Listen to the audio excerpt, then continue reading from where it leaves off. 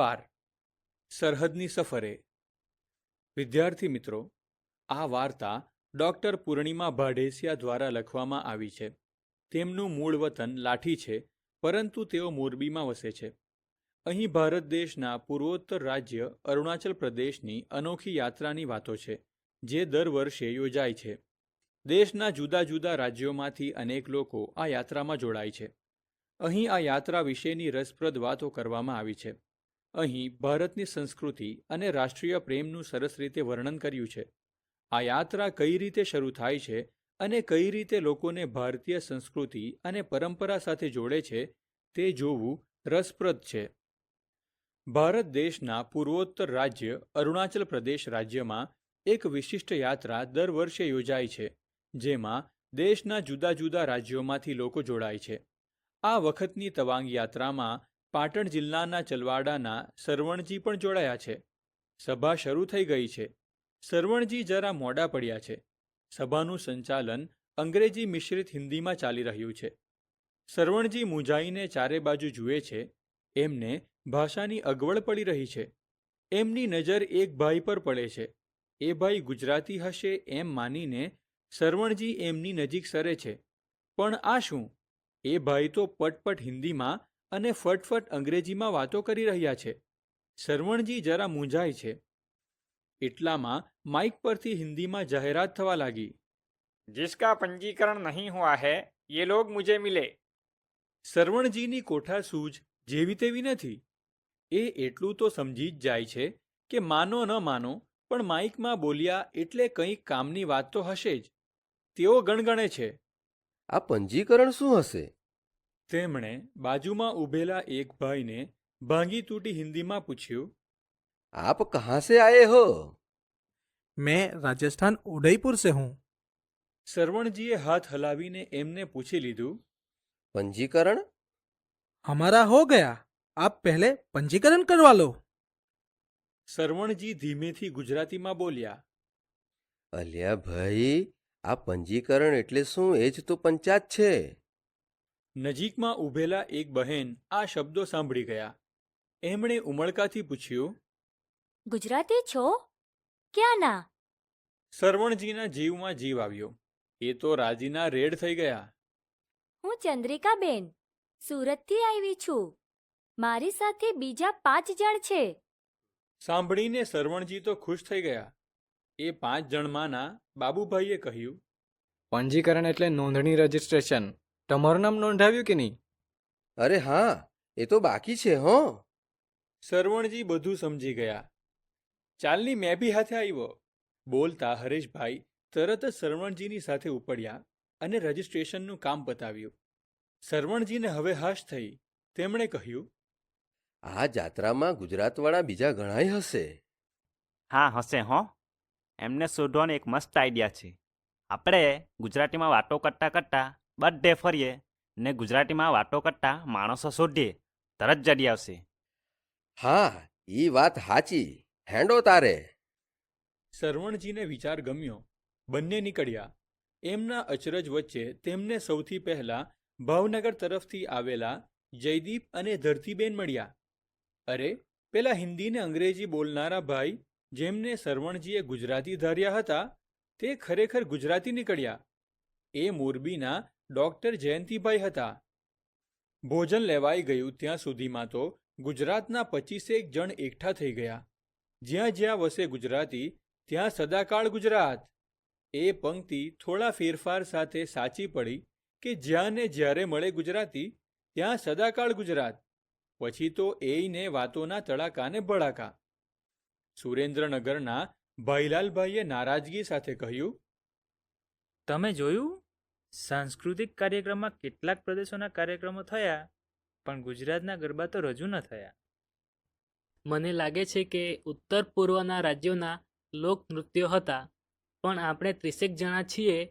હવે 3 દિવસમાં બધાને ગરબે ગુમાવીએ તો જ ખરા. ત્યાં કચ્છથી આવેલા હસમુખભાઈએ જરા કંટાળીને કહ્યું.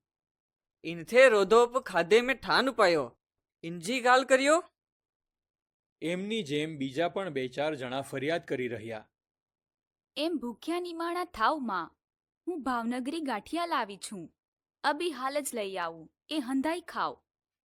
પ્રવાસમાં જેની પાસે નાસ્તો ન હોય એને ગુજરાતી ન કહેવાય. મારી પાસે થેપલા મરચાં અને અઠાણું છે. થોડીક વારમાં સુરતની ઘારી, વડોદરાનો લીલો ચેવડો, ખંભાતનું હલવાસન, કચ્છની ખાજલી, પાટણના દેવડા આવી ગયા. સૌએ હોંશે હોંશે પેટ ભરીને નાસ્તો કર્યો. ઊંચો ગઢ ગિરનાર વાદળથી વાતું કરે. એ દુહો ભરતભાઈ જરા હળવાશના મૂડમાં આવીને ગણગણવા માંડ્યા. ડોક્ટર જયંતિભાઈના ધ્યાનમાં આવ્યા વિના ન રહ્યું. વાહ ભરતભાઈ, કંઈક જમાવટ કરો યાર. પછી તો શું હતું, બધા જ ગુજરાતી પ્રવાસીઓ તાપણાની આસપાસ ગોઠવાઈ ગયા. ડોક્ટર સાહેબે જાણે કે સ્વૈચ્છિક રીતે સંચાલન સ્વીકારી લીધું હોય એમ બોલ્યા. ભરતભાઈ કલાકાર છે, પહેલા એમને સાંભળીએ. હા, હું તો ગાઈશ જ, પણ એક શરતે. તમારે પણ કંઈક સંભળાવવું પડશે. બધા એમાં સંમત થયા એટલે પછી ચાલ્યો વાતો, ગીતો અને વાર્તાઓનો દોર. ત્યાં વાસણથી આવેલા વિપુલભાઈએ શરવણજીને કહ્યું, તમે પાટણ બાજુનું કંઈક થવા દો ભાઈ. એટલે એમાં વડોદરાથી આવેલા મયુરીબહેને ટેકો પુરાવ્યો. શરવણજી ક્યાં પાછા પડે એમ હતા? અમાર બાજુ મેરાયો નૃત્ય હોય છે. મસ્ત મજાનો મેરાયો હાથમાં લઈને માથા પર ફેરવતા ઢોલના તાલે નાચવાનું. એવો મજો પડે કે વાત જ ન પૂછો. ચંદ્રિકાબેન ખુશ થતા બોલ્યા, નાચગાન તો અમને બહુ ગમે. તમે હું અમારી સાથે નાચવા લાગો ને. કંઈ બી ઢોલ વાગે ને તો અમારા પગ તો ઠીરકવા માંડતા છે.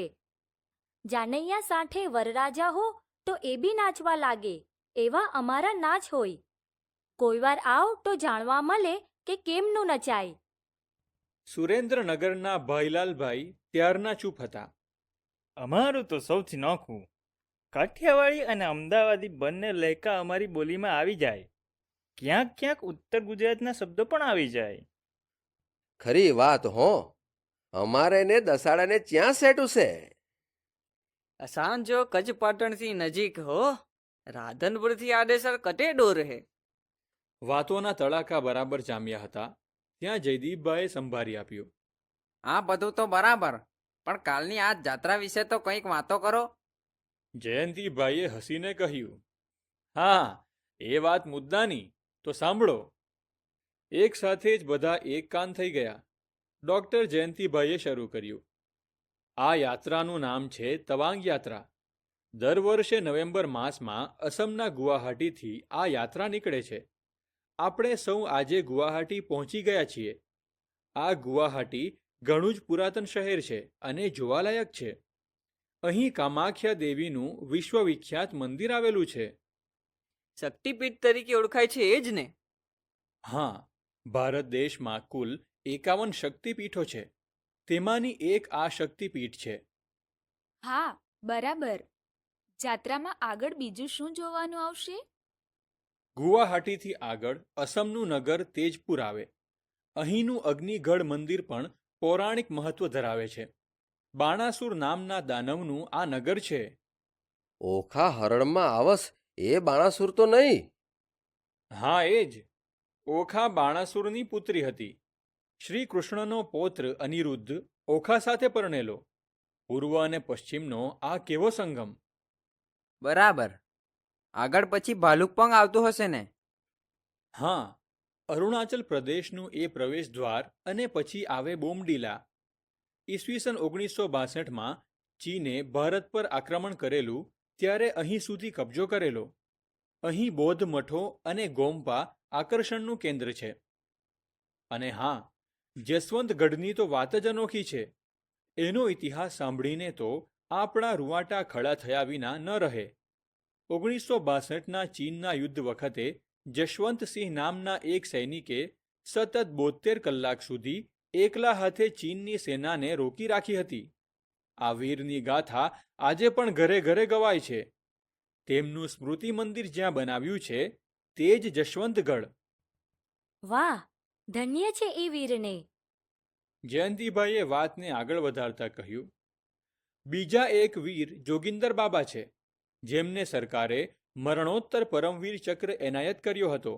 આમ અરુણાચલમાં તો સ્થળે સ્થળે ભારતીય સૈનિકોની પરાક્રમ ગાથાઓ અંકિત છે. 1962ના યુદ્ધમાં વીરગતિ પામેલા એ સૈનિકોની વીરગાથા દર્શાવતું સ્મારક તવાંગ શહેરમાં છે. યાત્રાળુઓ આ શહીદ સ્મારકની મુલાકાત લઈને ધન્યતા અનુભવે છે. બૌદ્ધ ધર્મની ઝાંખી અહીં સહજ રીતે થાય. છઠ્ઠા દલાઈ લામાનું જન્મસ્થળ પણ અહીં જ છે. તવાંગથી દૂર એક ચટ્ટાન પર દલાઈ લામાના પદચિહ્નો પણ છે. અહીં દૂર દૂરથી અનેક શ્રદ્ધાળુઓ આવે છે.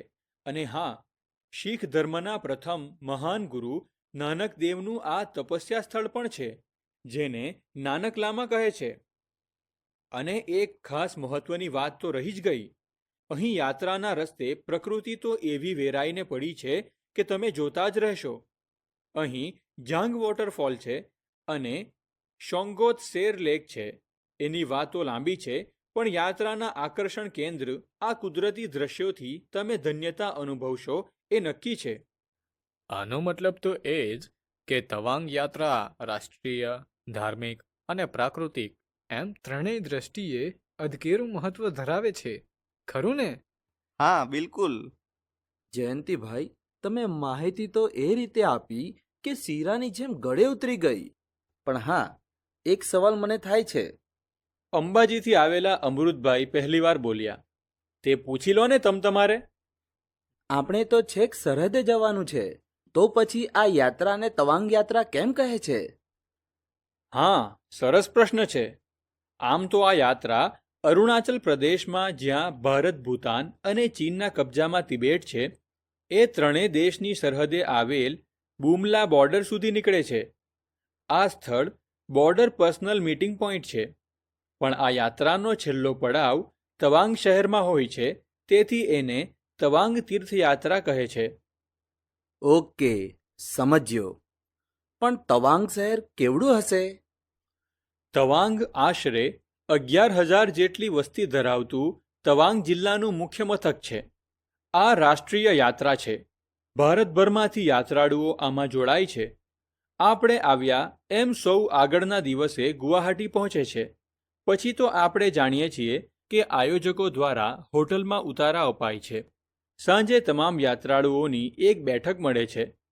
કહો ને કે રાષ્ટ્રીય યાત્રાના પ્રવાસીઓનો સ્વાગત સમારંભ. અહીં ભારતીય સાંસ્કૃતિક પરંપરા અને વારસાને પ્રદર્શિત કરતો કાર્યક્રમ પણ થાય છે. યાત્રાના આયોજક વરિષ્ઠ યજમાનો દેશભરમાંથી આવેલા યાત્રાળુઓને આવકારે છે. અસમના રાજ્યપાલ જેવા મહાનુભાવ પણ સ્વાગત કાર્યક્રમમાં પધારે છે. એક અદ્ભુત મેળાવડો જામે છે. અહીં જુદી જુદી ભાષાઓ, જુદા જુદા પોશાકો, જુદી જુદી પરંપરાઓ ખરી, છતાં કંઈક તો એવું છે કે જે સૌને એક સૂત્રે જોડી રાખે છે. એ બધું આપણે જોયું. હવે તમને મુખ્ય વાત કહું.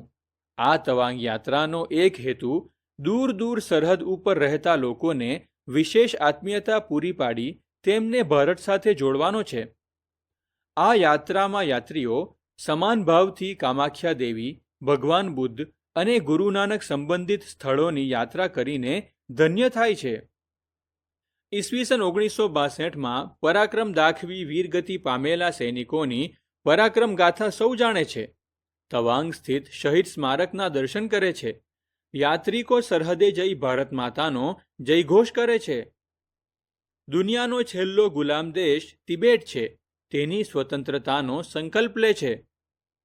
ઈસવીસન 1962માં ચીને હુમલો કરીને ભારતની હજારો ચોરસ કિલોમીટર જમીન પર કબજો કરી લીધો છે. તે ભૂમિની મુક્તિનો પણ સંકલ્પ લે છે.